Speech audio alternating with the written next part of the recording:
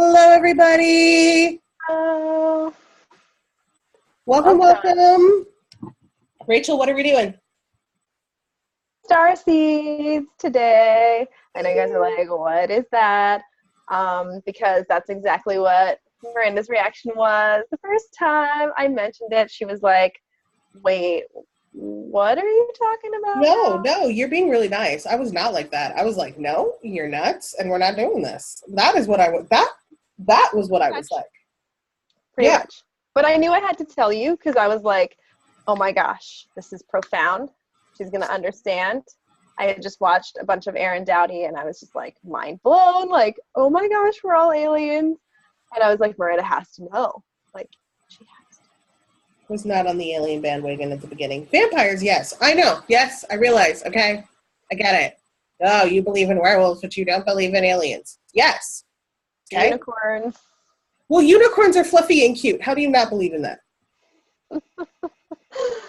No. So when Rachel first came to me about this, I do want to preface this by saying, at this point in my spiritual journey, I was like a newbie. Like I was a baby. Like, dude, I was just over my whole Bible is the only way. Jesus Christ is the only way. There's no other way but Jesus. Okay, like I was like fresh off that boat. Hey, Jesus, great dude. Still respect him, still believe him. He's still great. But I was fresh off the whole dogmatic Christian religion boat. So like I was, getting comfortable with the idea of like tarot cards and spirits and things. And then she's just like, wow. I was like, aliens. Yes. And I was like time. But okay, I'm still adjusting to the whole zodiac birth chart, astrological birth chart thing, and how that can tell who you are as a person. And now you want me to think that I'm an alien from another universe. Mm-hmm. I was like, no. I'm not going to let you ease into this. Like, now that you've opened the door, I'm just going to be like. And so I literally went, I love you, but I can't go there with you. No. I was like, okay, I respect that, but let me just show you this chart because it's off the charts. Like, it's really cool. No, she did not say, okay, I respect that. She went, oh, well, you'll get there. So now we're going to talk about this thing. That is, basically, yeah. Yeah. I mean, when you've been friends for 10 years, you're like, look, I've been waiting long enough for this. Excuse me, 11. Thank you very much. Well, now, but like, this was last year. Oh, yeah, that's right. Okay, fine. It's almost been, well, it hasn't been, let's see, was it August or September? No, it was June. Okay, so it's been like a year since we started talking about all this stuff. Mm-hmm. And I did, honestly, like, I didn't even find out about Starseeds until, like, November. So we had, like, a few months to just, like, take it all in or whatever. Well, yeah, because in June was when I first came to you and was like, I think I might be interested in tarot. And you were like, huh. I was like, ooh. Finally. No, you were like, finally, it's about damn time. Mm-hmm. You gave me the eyes. Like, yes. So yeah, no, and I mean, I was resistant, but like I am resistant to everything. Like that is my MO. I'm resistant to anything that is change. Yeah, but you have to admit, like once you saw the chart. Oh my goodness. Well, so I saw the chart and I was like, okay, well, if not for nothing, this is cool. And then of course, as the universe does, it's just like, wow, synchronicity. Now what? And you're like, right. Okay. Yeah, so we thought that we could show you the chart that we're talking about, and everybody can find it. It's totally free on astro.com. You just have to select certain settings, and it will literally... We will do a video on how to... Yeah, that's a whole other video. Yeah, so we will do a video. So today, as we're showing you, like, don't pressure yourself to try and, like, catch all of it and log it all, because you're not going to. Like, that's reality, and that's okay. We will do a whole separate video on finding out your birth chart and finding out your star chart, because even for me, I have no idea what I'm doing when it comes to star charts. This is this lady right here. That's our star chart lady. She knows her thing, so I'll be learning along with you guys. Now, little note, I have ADHD, so I need to do multiple things while I do things, or I can't focus. So if you see me looking down, I'm making a sweater. Lovely. Just so that, because I realize that you can't see the sweater, all you can see is Yeah, and she's like, what is she doing? What a weirdness. It's a sweater. So, yeah. And I'm close to being finished, so I'm kind of, yeah. Yeah, Anyway. you're like, I want this sweater right now to be done. Okay, It so has let a me hidden show you. pocket. How do I you love know? hidden pockets. Hidden Exactly. pockets. It has a hood and pocket. It has the best of all the things. Okay, so I'm gonna show you Yes. my chart so that you can see an example of a star chart. So can we see this? Yes. Awesome. You're going to need to scroll down just a little bit so they get a bit more of a view, but Yes, I will. I just wanted to point out up here, you can see that this is my chart. It has, you have to have the exact time that you were born for it to be totally accurate. Because what happens is the star chart gives you where your planets are lined up with certain stars in the sky when you were born. Okay, so you can see like I have a bunch in the Sagittarius constellation over here that were in alignment with a bunch of planets and an asteroid. And then over here, like my sun and different things were over here. So you can see this is all actually Sirius alignment. If you're familiar with starseeds, there are the Syrian starseeds are supposed to be one of the oldest, and they sort of helped create Earth and all of that. So we'll have to go into all the races, I think, in a different video. yeah. Well, and the other thing I wanted to point out that this star chart is based on and does overlay a astrological birth chart. There are a difference between the two.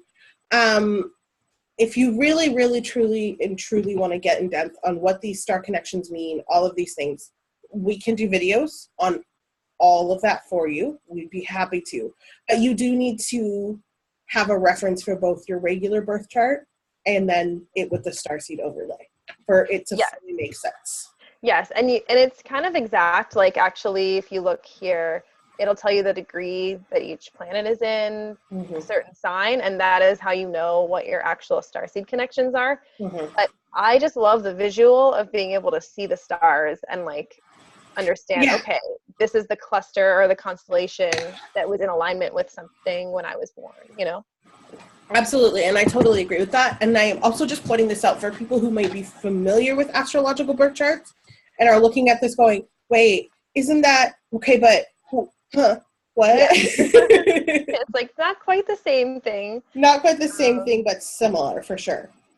Yeah, and there's definitely different things that can be done to simplify it or make it different. Like you could turn off all the asteroids, because I have all the asteroids turned on, and you can see like Black Moon Lilith and stuff like that. Which, in my personal opinion, though, the asteroids are very important because there are pieces of information you are not going to get without them.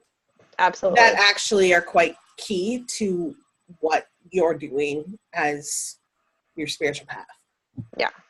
Actually, and Black Moon Lilith, and correct me if I'm wrong, but I'm pretty sure it's a mathematical relationship. Yes, it is. So Black Moon Lilith represents the point between the moon and one of the other planets. I'm pretty sure it's the moon and Earth. Oh, so how? So no, like it's either side of. It's either the moon and Earth or the moon and there's like a specific asteroid that it connects to. But it's this like distance point. Yeah. Which they call Black Moon Lilith, which is like the point in the sky in which. Now that's also a whole nother, like Lilith and Black Moon Lilith is like its own thing. Yeah. It's like its own explanation. But yes, it's a mathematical relationship. It's not actually like a physical thing. It's not like a planet or an asteroid. It's a mathematical equation, essentially. Yeah. It's always interesting to look at those things though, because like if you look at my chart, I'm just noticing that it's right next to my IC and the constellation of Virgo of all things, the Virgin. So I'm like, what is that? And it's right across from, it's directly opposite from Eris, which we had talked about was Persephone. Yes. So that's interesting. But anyway, there's a lot you can find in a star chart that you might not necessarily see in a regular astrological chart. And the only place I've been able to find that does this is Astro. Astro.com does it for free. You can just literally generate it. So if you're looking for astrological charts, there's a lot of great services. But if you want the Starseed connection, as far as I know as well, Astro is the only place to go. Well, I actually found Cafe Astrology does star charts, but you have to pay like $6 for them, which isn't bad to get basic, but they kind of do it more like inside of the regular astrological chart, and they like put the stars on there, which I think is an interesting way to do it. Okay, so Black Moon Lilith is quite key and very interesting. Black Moon Lilith is the geometric point in the sky that marks the furthest point of the moon's orbit around the Earth. Oh. Okay, so that makes sense now, because I was trying to figure out, there was one chart I looked at where the moon and Black Moon Lilith were like really close together. And I was like, how is that possible? It's because Black Moon Lilith probably is more or less in the same area, and the moon is always in this, so it kind of tracks the moon. Okay, that makes more sense now. I was just like, how is it possible? Yeah. Interesting. But what's interesting is if you have having Black Moon Lilith and the moon close together, significant. That's what I was thinking. Like for your emotions and stuff, it's very like, whoa. It's kind of like having your it's kind of like having your moon in Pisces. Well, this person had their moon in Pisces. So I was like, what does this mean? So yeah, I wouldn't want to be that person emotionally. Not even a little bit. Like not at all. I was just like, oh man, this is big. So if we go back to are we getting on a tangent? I feel like we're getting on a tangent. We're getting on a tangent. It might be helpful for some people. Okay, so the reason I'm saying this is if you go into Black Moon Lilith is the geometrical representation of the goddess Lilith. So for those of you who are Christian, maybe even, especially for those of you who are Jewish and you know the Enoch, you know who Lilith is. Anybody who's in sort of the Christian circles and has done more than just your daily go to church knows who Lilith is. Lilith was Adam's first wife, according to biblical text. Adam's first wife, she refused to submit. She wanted to be equal. Adam wasn't about that, so she was like, yeah, well, screw you. I'm going to say God's name and I'm going to leave the Garden of Eden. She left the Garden of Eden, went and had sex with this archangel, actually. And the Leviathan interceded and performed a marriage between them. God sent his angels to bring her back to Adam. She said, heck no. He said, I'm going to make all of your children die then. She said, all right, well, screw you. And so she then became known as the mother of all demons. Lovely. So she was basically a scapegoat. Like, essentially, that's what she was. She was a scapegoat to prevent female power because that's what she symbolized. She symbolized not needing a man, being equal, being able to stand on her own 2 feet. She symbolized the power of the feminine divine. Oh, I can say God's name and get out of whatever I want. Mm-hmm. And of course, in the time of patriarchy, when it was like a man-dominated society, that didn't fly. Now, realistically, in biblical times, that didn't fly for 2 reasons. One, it was a patriarchal society, but the other thing was because people were a lot, as ridiculous as the world is today, the world back then was equally insane. And so to be a woman in that time, it didn't matter how powerful you were still unbelievably vulnerable. No. So they needed their women to kind of be sleeping a little bit in order to keep them safe. Like, that's realistically a lot of what it was. So Lilith always has represented rebellion, passion, fire. I'm going to do what I want, and I'm strong, and look at me, and woohoo! And she's also represented duality, because Lilith in herself is not evil. Like, Lilith isn't evil. Lilith is independent, which the independence was seen. So she has that, like, loving, feminine, sexual, sensual side, but then she has that, like, oh, you want to go? All right, well, let's go. So if you have Black Moon Lilith next to your moon in Pisces. Now, first of all, if you have your moon in Pisces, say goodbye to all rationality of your emotions. You don't know what your feelings are. You just feel all the feels. But you don't actually know what they are. And you can't really truly, and I mean, there are other distinguishing factors that play into this, but for the most part, you don't really know your feelings. The best illustration I've ever had is being a Pisces is basically sitting down at the bottom of the ocean watching the bubbles float by. Mm-hmm. That's how Pisces do their thing. They bury themselves under their emotions. And usually when they pop up, it's because they've been scorned and now they're getting revenge. Like that's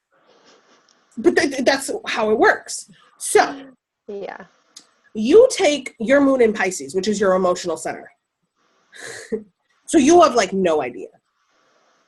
You're just like feelings, da da da da da da da. But then you combine it with the energy of Black Moon Lilith. So was it conjunct her?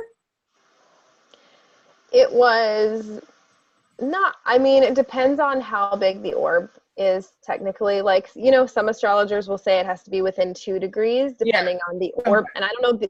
Lilith doesn't have an orb. Like, I don't know what that is. Okay, but in her chart, did it show up like they were almost touching? No, they weren't almost touching, but they were both like kind of sitting in Pisces together. Like, so they were saying, okay, but they're in the same sign. Yeah. Okay, so then they're conjunct. Basically, because if they're in that sign, they're conjunct essentially. Yeah. So basically, that means they operate as one. They can't distinguish from each other. They don't know the difference of each other. They don't know what is Black Moon Lilith energy and what is Pisces energy. So now, when you have those two operating as one and they don't know the difference from each other, now you get the duality, the sensuality, and the like, hey-ness of Lilith, but then also I kind of feel like ripping off your head. I think that would be a good idea today. Okay. Yeah. Then you combine that with like the singiness of Pisces, and it's the perfect storm. Yeah. It's the perfect storm for someone who doesn't always grasp their emotions, doesn't always understand them, and will just act sometimes without thinking. And it also creates the most intense and painful kind of empath because they literally become other people's emotions. Their emotions die in place of other people's. So 90% of the time what they're feeling is somebody else's and not theirs. And what they will do is there is one person they'll connect to more than most, and they will take those on until that person either leaves their life or whatever else. So it's where Black Moon Lilith is placed in your chart, her energy, like it has one of the biggest effects. The only other like elements that I think play is like can mess with you the most: Mars, the fire planet, and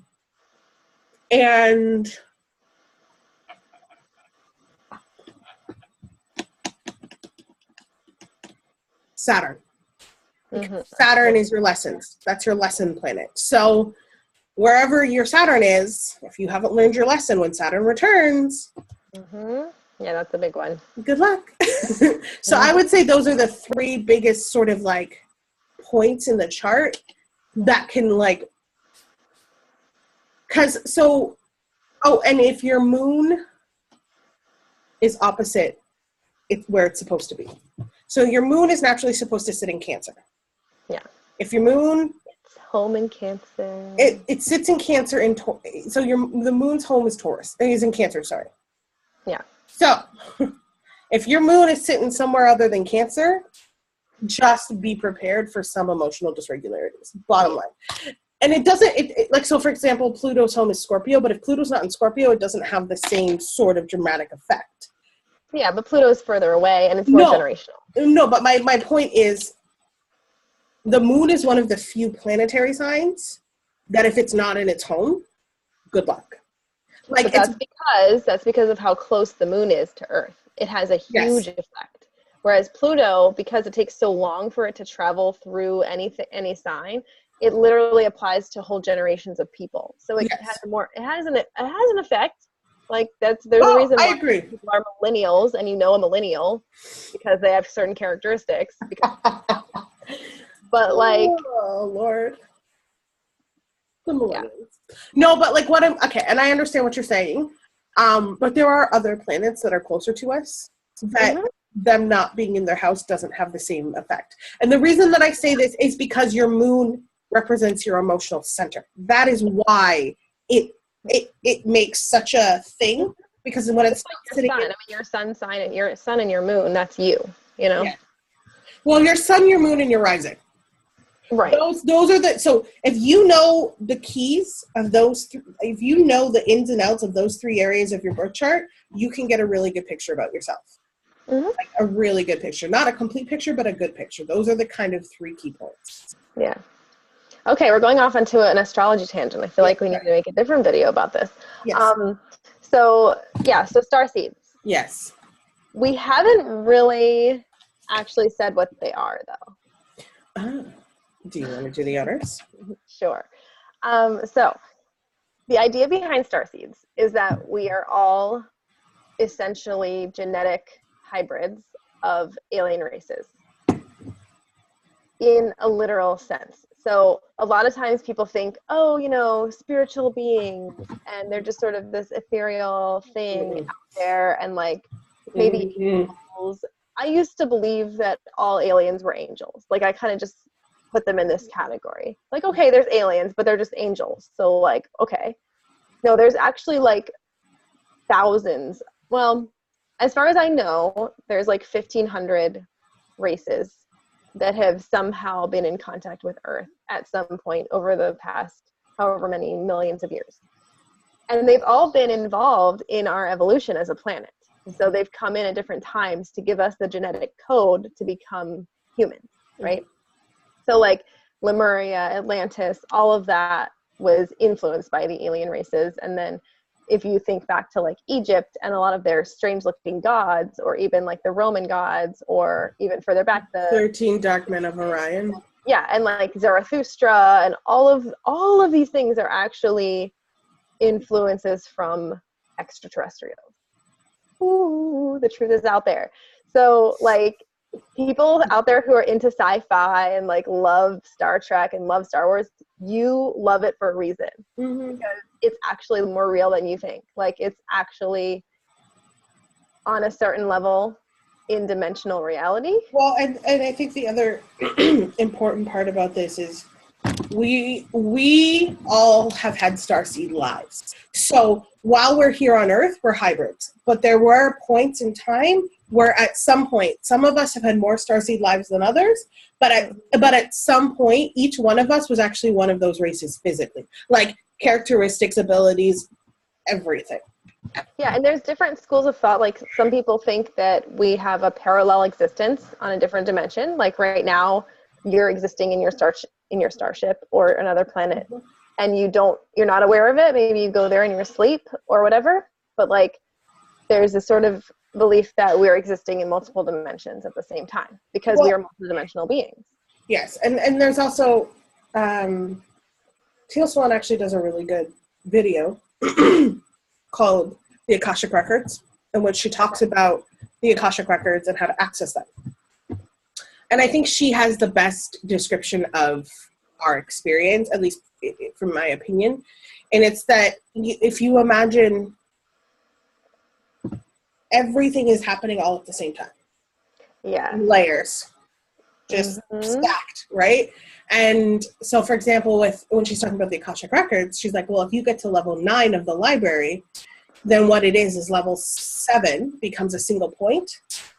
And in level 9, you can see that single point in every universe that has ever existed and every timeline of every universe that has ever existed. Right? I know. I know, right? So I'll put a link to the description in the description below to that video, because it's a really, really great representation of the galactic system and how it kind of works and what the Akashic Records embodies, which is a great place to do starseed research. Yeah.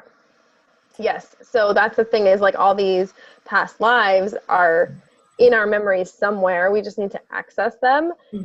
So some people feel a certain connection to specific stars, and that might be where you start your research, where you just kind of gaze at the star and you might get information that you don't know how you know it, you just know it. Or you might need to do a little more work and try to, get in touch with the Akashic Records, get in touch with a spirit guide, somebody who can tell you. I wanna put something out there for people, because this is something I myself have struggled with. And I know for people getting into this and learning this and who are new, it can be really hard, where you're given information or you're presented with information, but you cannot tangibly verify it in a book or a scientific theory, or you don't have any proof other than you're like, yeah, there's a voice in my head that told me that. Yep. Like, I just information. I don't know where it came from. But this is the thing. A really good friend of mine told me something once, and it's really, really true.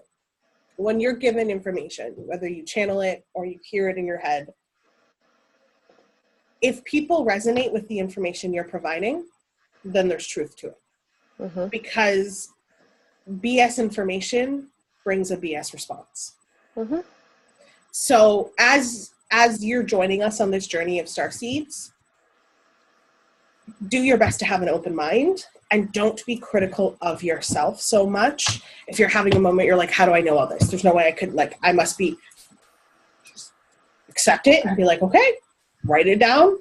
I'm going to sit with it. I'm going to let it, because this is something I've like greatly struggled with. And I've had a really hard time. There's a few times where I've been like, no, I don't want to do it. I'm done. I quit. Yeah. But this is like a real thing. And there are too many people and too many experiences and too many little things that happen that prove this is right for everyone to be having a collective fever dream. Yes, there's definitely a lot of feeling of, I would call it resonance. So like when I first started listening to things about starseeds, obviously it was brought to me at the time that I needed to hear it, because I had never heard of it before. It wasn't like, oh, I've heard of that, like whatever. No, like I had never come across it. And I was just like, whoa, it just totally resonated. It's like I just knew that it was true. So if you're watching this video right now, you're probably doing the same thing, right? Like, oh, okay, this makes sense. Because if you're not meant to see it, you're not going to see it. Mm-hmm. You know? Absolutely. But anyway, so I think this is a good intro, and I think we're going to go ahead and post this, and maybe what we should do is timestamp it, so people who want to know about Pisces and Black Moon Lilith can go ahead and skip to that part, and the people who are like, I don't care about that, can just skip over it. Because I mean, I like folks, just be prepared. I go on 35 million tangents. So if I'm in a video, expect a tangent. Just do it. It's gonna be. But I will always timestamp so that you can be like, and I want to launch all this. No, thank you. Yes, but thank you for joining us and learning about starseeds. We have so much more to share with you, so come back and we'll, make sure you hit subscribe, because we don't know when we're posting our next video, so you'll at least get a notification when we do. Okay. Okay, bye. Bye.